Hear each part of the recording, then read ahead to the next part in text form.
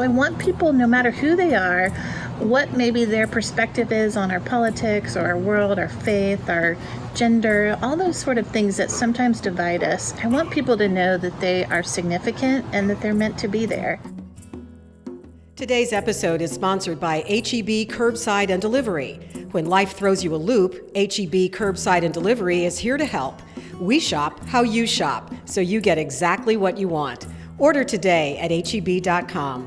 HEB Curbside and Delivery. It's never been easier to shop HEB. I'm so glad that you joined us today. This is a very, very special Our Voices Matter podcast. For those of you who are watching, you can see where we are. For those of you who are listening, let me set the scene for you. We are sitting at a neighbor's table in Richardson, Texas, just outside of Dallas.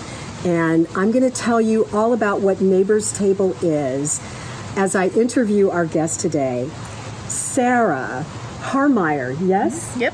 Sarah Harmeyer is someone whose story was told on the Today Show by Harry Smith. And when I saw the story, I was so mesmerized and blown away by what she is doing. It resonated with me. It fits within the mission of Our Voices Matter. And so I reached out to Sarah, and here we are. Sarah, it is such a pleasure to finally meet you and to hear your story. It's a treat to meet you, Linda. Growing up in Houston, I saw your face on TV almost every night. So it's very great to meet you. It's just so wonderful to have a connection with you now. So for our audience, tell them what Neighbor's Table is. Yeah, so Neighbor's Table started when I asked my dad to build a table just like this back in 2012. I realized early on that God made me a people gatherer, and I wanted to live into the way that God made me. And I asked my dad if he'd be willing to build me a table, and I started gathering intentionally around that table back in 2012, and about a year and a half in, we started building tables like this for other people. So we say Neighbor's Table is a love mission. We want to be really missional about the way we love people. And we happen to build the actual space that we gather around. So I deliver these tables all over the country and encourage people and kind of cheer them on to love the people just closest to them, to the left and the right of them. So. That's kind of poetic, to the left and the right, because that's very symptomatic also of where we are politically, and we'll go there in a minute. But 2012, right, when you started?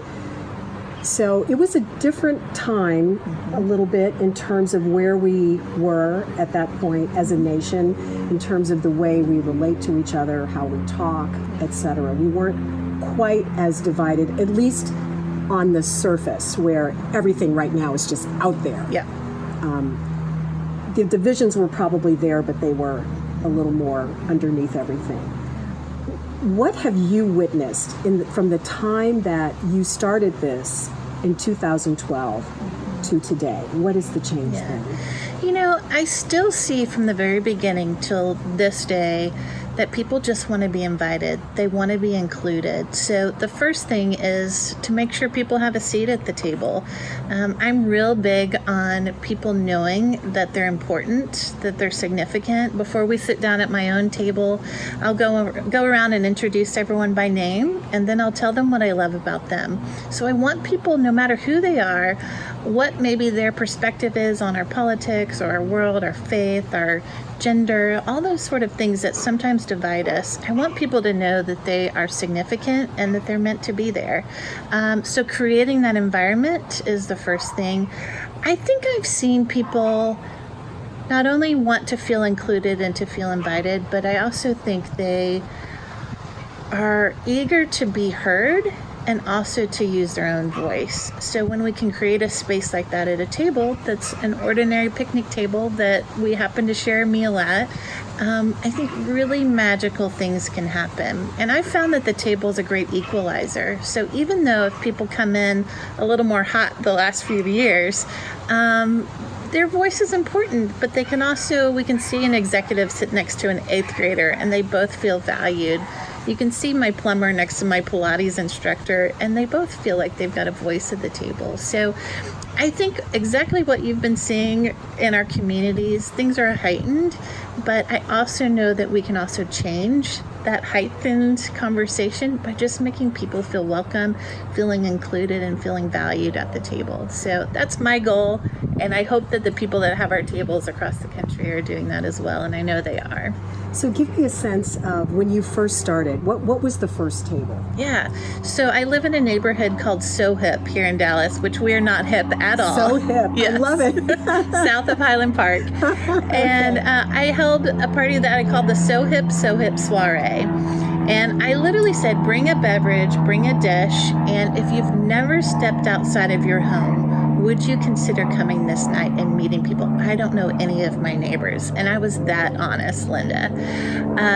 And I remember people kept coming. I invited 300 people, my 300 closest neighbors, to my backyard that night, and 91 people ended up showing up. And I remember one person after another walking down that driveway, and I said, I know people want to be invited. I know that's what people want to do. There was tons of people that had never met anyone. I only knew 2 neighbors at that point when I started, and it was my first sign of people do want to get together. They do want to feel connected. And I know when we start to know people, our communities get stronger. We know we have a little more personal connection with Jan across the street that I always see walking, or George down the street that's walking with his boys, at night with the dog or whatever. But I think once we get a little more connected, things start to shift. And I've seen that in my own neighborhood, and my own relationships, and at the table has really helped with that.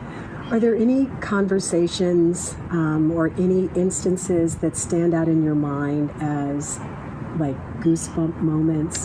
So many. Oh, okay. Please share. So many. I had a neighbor reach out that first Christmas, and Lee had been to the table a couple times that year. He was a neighbor, and he said in his email, he said, Sarah, my son and I's plans fell through for Christmas, and I know sometimes your table is a place that people that don't have a place can come. Are you having an orphan Christmas this year? And I said, well, now I am when you put it that way. But I love that Lee said, I know that your place is a place where people that don't have a place can come. I've never said those words, but I just thought that was lovely that he thought, I needed a place on Christmas. My son and I want to be with people. I'm going to reach out to my neighbor. And I asked him that day, I said, would it be okay if we opened it up to the neighborhood and saw if anyone else needed a place on Christmas? So I posted on our Nextdoor website, our neighborhood app for neighbors, and I said, if anyone needs a place on Christmas, we're having lunch at 2. Let me know if you'd like to join us, and we'll have the food. Lee said he's bringing the smoked turkey. And we had 9 men show up that day. I'd never met a single one of them. And I said, if you're showing up on Christmas at a stranger's home, you needed a place. So I bear hugged all of them as they walked down the driveway and introduced them to my family and introduced myself. And we were sitting at that table that day just talking about Dallas, nothing in particular. And I've got these 5-foot tall letters that spell love along my fence. It's just a reminder of what I want to do with my neighbors. And I saw this guy, Russ, his eyes started welling up with tears. And he says, he points up at those love letters. He goes, that's what it feels like here. It feels like love. And there's very few places, Linda, that feel like love in our world today. And I don't know what makes a table feel like love, but in an ordinary backyard with a chain link fence that's got holes in it and a cracked driveway, we made a space for people. And I know that's happening all across the country. There's been moments of between a funeral and a burial that I've served sandwiches to, just a group of people that needed a place to land. There's been a gentleman there that was in prison for 25 years and was wrongly accused for murder, and he was the first person in Texas to be exonerated without DNA evidence. He came to the table one night, and there was other people and philanthropists around the table that cared about those that are incarcerated in our prisons now. What was his name? I can't remember his name right now. He smiled the entire time. I was like, he's got joy. Like, what is it that he's got that we're missing, where he could have easily been so angry at the state or angry at the world, and now he's helping, other people. there's moments that I see across the country at other people's tables that they're gathering with refugees from Ethiopia and sharing an American meal at their own table. I think about how many people come into our country that don't have an American home experience. And I'm seeing people on both coasts doing that with people just like that look different from them, that eat different, that raise their families different. But at the core of all of us, we all need a place, and we all want to be seen, and we all want to be heard at the table.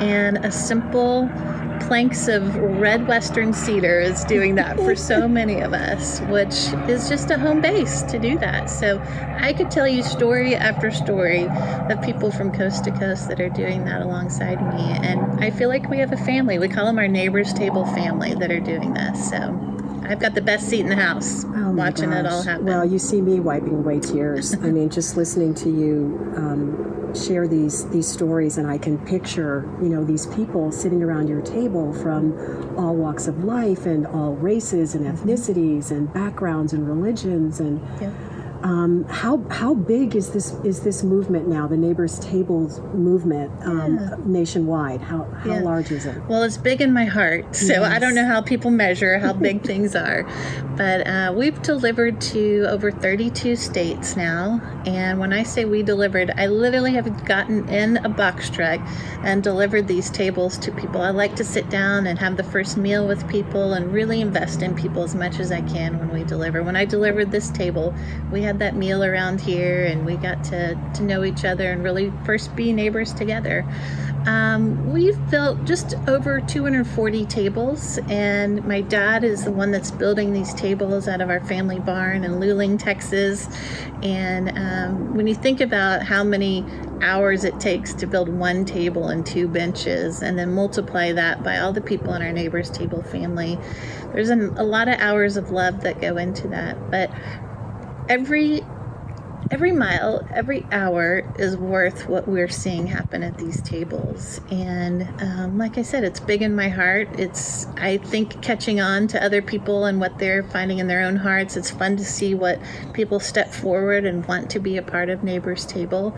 And I see people that are made like a people gather. They know how to do this. I see other people. I've driven down a long dirt road in Indiana that she said, I don't know how to invite my neighbors, but I thought if I had one of your tables, it'd be a good start. And I delivered a table to an old family barn on their property, and she said, how do I invite now? And sure enough, about a month later, she sent me a picture of her invite. She had scribbled on a piece of paper, and she ran that down to each of her neighbors in her truck and invited those people, and she said, I know I can do it now. So it's beautiful. I'm learning so much from all these other people that have tables, and learning how to actually connect with people and actually love people around them by what situations are in their neighborhoods and their properties. So I'm wondering if there are ever times when you've noticed conflict or contention of some kind at a table. Yeah. And if so, describe that, and then how it was resolved. Yeah. This is bizarre, but I have not experienced a whole lot of conflict at the table. Really? And people ask me that, and I know there's conflict in the world, but I wonder if there's a way that we host and when we invite people, that people feel respected and heard, so that there isn't that automatic conflict. I know there's got to have been some. Mm-hmm. I know people have come to the table that have recently got news from a divorce, and they wanted to be at the table. I know that there's been some hard things in people's lives that have come. But as far as conversations that got heated, I actually haven't experienced a lot of that, but I know that happens. But I think it's interesting that you started answering that question by saying, I think it might have to do with the way that they're invited, because it presumes respect. Yeah. And really an invitation that says, you are wanted, you are welcome here for who you are. pure and simple, And no questions asked. That is exactly how I start things. Even after that introduction, I'll go around and I'll tell people everybody's names and what I love about them. Even if I just met them, I'll say, this is George. I just met him as he walked down my driveway. I can tell he's an incredible dad by the way he talked about his boys' soccer games this morning. He's also an attorney, so he's down at this end of the table if you have any questions. I'll do something so quick about people. And then before we sit down, I'll say, this is what I hope we would experience together, which is an interesting thing to share with people before they sit down at the table. But I said, I hope we would do more listening than talking tonight. And you can see people going, what does she mean by that? And that really welcomes people, and to listen to each other and really hear each other out. If you have a different life experience or a different way of growing up or a different worldview, listen to them. I say we're all a part of this experience tonight. So if you see water glasses low, jump up and fill them up. I know I'm hosting, but let's all serve each other tonight. I'll say we eat family style here. So hold the platter and the awkward tongs for each other. Let's do this together. So there might be a way that we're setting up that table and that space for people to feel safe. And that might make a difference, but I know we have differences, but I do, like you just said, I think creating a space of respect and creating a space where people can be themselves is really important for me. I always pray before we sit down, and I always ask people, would it be okay if I pray?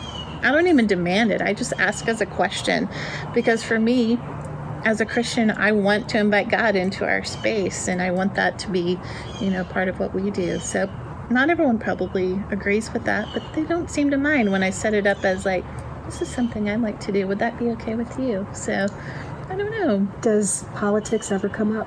Sure. Yeah. What are those conversations like? I think it is something, we might have even had a gathering the night after this last presidential election. I think I did that on purpose. Just because there's been so much tension. And I wanted us to bring that back to, the same thing. We do have differences. I don't remember exactly what our conversation was that night, but I wanted us to feel that unity, even though it was in a moment that felt really, separated. Yeah. I didn't vote for who won that election, but I knew there was going to have to be something that I did to participate to feel like I'm still connected with people. And by that time, you had already been going for 4 years. Oh yeah. Yeah. And so I guess I asked this earlier, and I maybe didn't ask it in quite the same way, but I guess.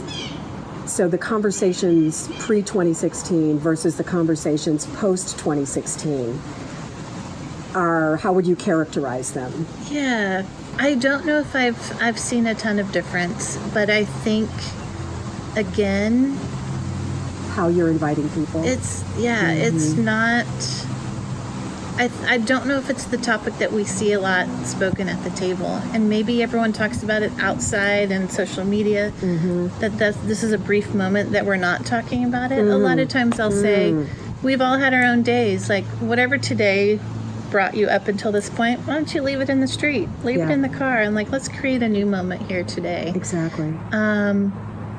So I don't know if they've shifted a whole lot, but I know they have. Yeah. Because I see that in my Facebook feed. I see that everywhere else I see on the news. But you've created this space where people feel safe and they feel loved. I hope so. And they feel invited. So tell me a little bit of your backstory. Where did this love, this empathy, this understanding, this big heart of yours, where did this come from? What's your backstory?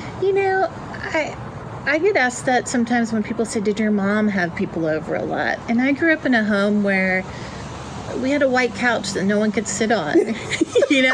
My mom, kids would come over, she'd make cheesecake bites. I'm like, Mom, we just want Doritos.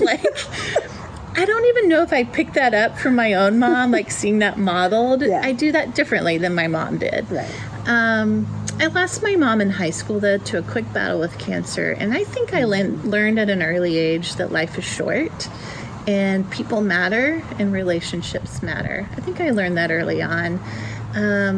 I do think, like I said, God made me a people gatherer. I love people. I love connecting with them. I love relationships. That's always been important in my work. So I was a teacher right out of grad school, and then worked on staff at a church, then worked in fundraising for a children's hospital. And I've always been into people's stories, but I've also loved just people in general, even if they're different from me. I think there's been a lot of curiosity in my life about things and about people. So the curiosity of the way I like to do relationships. If my guy that's sacking my groceries says, "Oh, looks like you're having a party. You got so much food." And I was like, "Yeah, you want to come?" Like, I'm just like that. Did he come? Yeah, my grocery sackers come. I've had one twice I come. love it. I love it. I'm like, "Yeah, dinner's at 6:30. Here's my address. Come on." So I think how I got to the place of actually asking Dad to build me this table was, I was in a place in my young professional career that my identity was really wrapped up in the things I did. What was your career at that point? I was working at St. Jude Children's Research Hospital doing events and galas. So I was doing about 11 galas a year amongst committees and other staff and that sort of thing. Crazy. And I worked all the time. Being single, I just sunk my teeth into work. And a good friend and pastor of mine said, "Sarah, I want to help you reshift your identity away just from your work, but just who you are and how you've already been made and how you can just rest in who you are." And he goes, "You're a people gatherer." And he goes, "I want you to think about how you might gather people." And I had no clue what that even looked like. He didn't either, but he just kind of tossed it up there to me. And I spent a few months thinking about what that might look like. And I was working. I didn't have kids or a dog to even get me outside my house. I'd pull into my driveway and go back out to work. So I started thinking back to the very best moments of my life, and they've been around the table. In grad school, I had a cafe out of my house super illegally. I literally played restaurant. I had a roommate that said, "Sarah, I see how much you love having people over. Why don't you open a cafe?" And this was up in Arkansas, which doesn't have anything to do if it was legal or not. But I just started serving lunch 3 days a week, and all my grad classes were at night. And I would serve a soup, salad, sandwich, and dessert. And I'd put a mason jar at the table at the end of the meal and say, "Pay whatever you want." This was just fun. It was like having friends over. Mm-hmm. And I knew there was something special about that year that just tied into like how I really was made.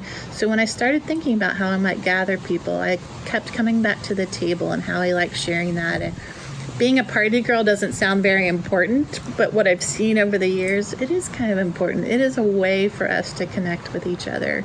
And it's been so much joy ever since. So I've had about 3,500 people around my table now in all these years. And every kind of person you can imagine has sat around that table. And 9 out of 10 times when people say, "Sarah, that was the best dinner party ever." And I said, "Well, why was it so great for you?" And they said, "The people." And I know in that instant, those people were not all like that person that's saying that. But I think we actually enjoy being around people in a safe space that are different from each other. We have so much to learn from each other. And I've been the first person that's learned a ton. I get to be the keeper of all those stories, being the host. What have you learned? So much. I've learned to not be quick to judge. I've learned there's so many stories that direct the way we live our lives. There's hurt in the world that has shifted people's lives. People genuinely love to celebrate. I'll say, if you want to give a toast at this table, give a toast. We'll have 12 toasts at a meal because people like to celebrate. I've been encouraged in the work that I'm doing. I've seen others encourage people in the work that they're doing in a field so different from theirs. I've seen people be past hope as if it's actually a dish that they're passing that's lost a job that says, "I think you're going to find something that's just going to be perfect for you." Months later, they're still in touch and they get to celebrate when that new job happens. I've seen babies and weddings. We've had rehearsal dinners around the table. There's been life celebrated. And I think when life is shared, we can all look at each other and celebrate, even if there's just a small glimmer of hope around that table. I think we've been able to find that together. You strike me as someone who's the perfect example of what it means to find your passion and let it lead you toward your calling. And that's what you're doing. You are living your passion, and you are making such an incredible difference in our world. Do you feel that? I feel joy. There's something that feels like all boosters are firing when I'm getting to do my thing. And I think about that, like my friend Eric told me, like, he was like, your identity, it's so wrapped up in what you do. Now my identity is so wrapped up in who I am and just being me. So when I get to put a plate of food in front of people, I'm just being Sarah. I'm just getting to be who God made me to be. And there's a lot of joy that comes with that. There feels like there's wind at my back instead of fighting against like trying to get somewhere. And, you know, I'm doing Neighbor's Table full time now. I stepped away from my full-time job 2 years ago, a job that I loved, because I felt like this story was being written just for me. And probably anyone could fill my job in my other role. But this story was being written for me. So I just think about, like, if we all got to do the thing that we were made to do and we just ran hard after it, how much joy we would all experience, and how I think that kind of leaks out to the people around us. So my dad gets the biggest kick out of seeing me gather. He got to build the first table and see his daughter do her thing, and then he gets to build these other tables, and he's the first person that I get to text and say, okay, this is where your table's landed. This is who you got to help, and get to tell him his stories. I bet it's made your relationship that much deeper and that much richer. It's been a sweet thing to do together, for sure. So where do you want Neighbor's Table to go? Do you think about that, or do you just keep doing your thing day to day? I really keep doing my thing. I'm a dreamer in a lot of sense, that I dream about more people living and loving more intentionally in their community. So my short-term dream would be to see these tables in all 50 states. I would love to look at a map and think about people doing that intentionally. We're at 32, so we're getting there. But other than that, it's just keeping on doing the thing that I'm made to do and cheering the other people along that are made to do this as well. I'm not begging anyone to get tables. It's literally them saying, yeah, I find myself in this story. I want to be a part of that story too. And it's so cool to be a part of. How are people finding you? You know, I think social media, I do some public speaking so people will hear my full story and see themselves. But with these days, with social media and a couple good media pickups, the word gets out. So I am so surprised that anyone outside my own neighborhood knows about this. And what's even better, Linda, is people in my own neighborhood don't even know about Neighbor's Table. They just think I'm the party girl. They just know I've Sarah got a the table. Party Girl, right? And for the Baptist in me, it loves being the party girl. Mm-hmm. So when you got the call from Harry Smith at the Today Show, what was that like? You know, it was the producer that actually called me, and I was so floored, like, that it was so out of the blue. And she literally said, what's your elevator pitch? And I'm like, oh my gosh, people really ask this question. And I was like, well, this is what we're doing. And I just pictured her in like a busy New York cab. It sounded like a lot of things were going on. And she was like, I like this. I think I'm going to put Harry Smith on this. And in the moment, I was so nervous. I thought she said Harry Styles. And I was like, Harry Styles, is he with the Today Show now? So we got that real clear after that. I was like, oh my gosh, Harry Smith is iconic. He is a unicorn among journalists. So he was such a treat to meet. And the producer came out and shot in 4 different locations. And the time we had with Harry was actually around the table and the meal. And he told me that night, he said, Sarah, I could be sitting in the East Wing of the White House preparing to interview our leader. And he said, I would rather be at a table like this with people like this. And he wasn't making a political statement, but he is about real life. And I think we probably are.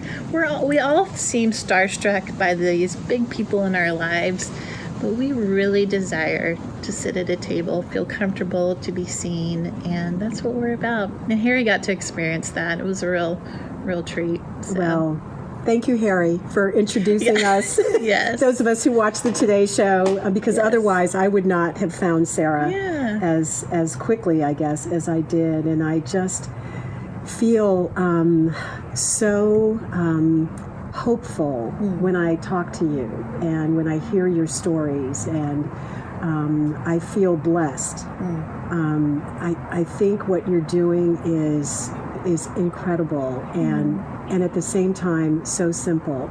Yeah. And most definitely impactful. You are leaving a mark. And if there were one thing that you would like to leave our audience with, for those who might not feel so hopeful or whatever, I mean, just something to help us get through these contentious times, what would that something be? Yeah, I think looking for the things that give us hope is important right now. I asked that question at the last gathering around my table. I said, what's giving you hope these days? If you need a reminder of that, ask the people around you. Because sometimes we have to borrow each other's hope, don't we? I think also a reminder that it's not all important. Somewhere we have emphasized everything that comes out on Twitter, everything that comes out through our news feed. We feel the weight of that, and it doesn't always all matter. And to find a perspective of the things that do matter, and to spend our time in that and investing or listening or sharing those things, we have to be sharers of the hope. Yeah. And to remind ourselves of that, we all need reminders. So let's do it together and remind each other. My reminder has been this weekend. So I'm here visiting my daughter. Yeah. And yesterday we spent the day walking through the farmer's market with my new grand puppy, Layla. She's so adorable. And I just had the biggest smile on my face the entire day. And at some point, I remember thinking to myself, I can't remember the last time I spent a day where I was smiling and bursting with love, so much so that I was fighting back tears. Yep. Seriously. Yeah. I had not felt that for such a long time. It was a glorious, beautiful day. People were out and about, walking and talking. We had wonderful conversations with people who came up and wanted to play with the puppy, and we would talk, and I mean, every color, just people being people and enjoying the day and each other and this beautiful life that we are all blessed to have. Yeah. And I just felt like the weight of everything that I know I carry, and I'm sure so many of us do, we all carry something. Yep. And I just felt it lifting. I felt it lifting, and I felt so thankful for those just moments, those little moments, because that's what really matters. Yeah, we have to do more of that to remind ourselves, don't we? Yeah, we do. Great. Well, you do, and thank you so much, and I hope you know that we're connected now, and you're never getting rid of me. Totally. Whatever I can do to serve you, host you, or whatever. I mean, I feel our missions are so aligned, and I want to do everything I can to help you and promote what you're doing, because we need more of this in our world. So thank you for bringing it to us. Yeah, we're both kind of keeper of the stories, aren't we? Yes. You get to share them, so that's wonderful. So it's been a pleasure, and thank you so much for taking the time, and thanks to our audience for listening and watching, and for giving Sarah permission to speak, and for having the courage to listen. We'll see you again next time.